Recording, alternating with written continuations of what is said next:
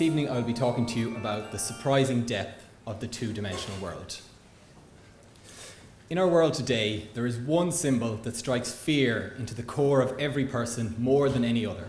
One symbol that sets your heart racing and brings you out in a cold sweat. You might think it's one of these, but you'd be wrong. That terrifying symbol is an empty battery on your phone. Without your phone, you are stranded in the real world with no access to the wonderful internet full of memes and happiness. You are stuck having the dreaded face-to-face conversation on the bus.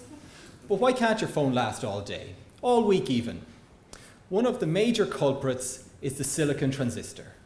There are billions of these in every phone and laptop, and they've been powering our technology for the last 40 years. But the silicon transistor is struggling to keep up with the demands of today's computers and devices. They simply use too much power.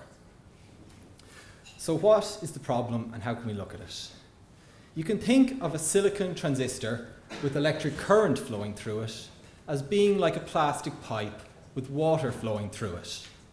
The silicon transistor acts like a clamp, opening and closing to stop the water or allow it to flow. The problem is that to fit more and more transistors on a small computer chip, we have made them so small that they are no longer strong enough to fully squeeze the pipe closed. This means that it lets water or electric current leak through when you want it to be off.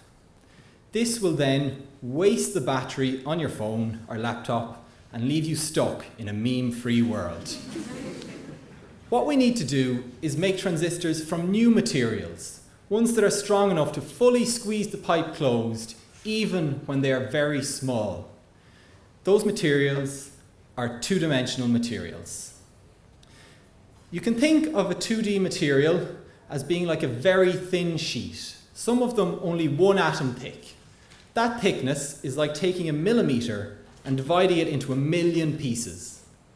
There are a whole host of two-dimensional materials with many amazing properties, often completely different from three-dimensional materials like silicon.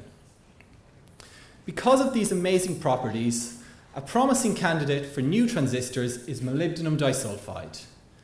Molybdenum disulfide is strong enough to fully squeeze the pipe closed, even though it is very small and thin. My research focuses on making large quantities of molybdenum disulfide in a quick and reproducible manner in the hope that we can replace silicon transistors. This should give you those few precious extra hours of battery life so that you can do all your important work online. Thank you very much.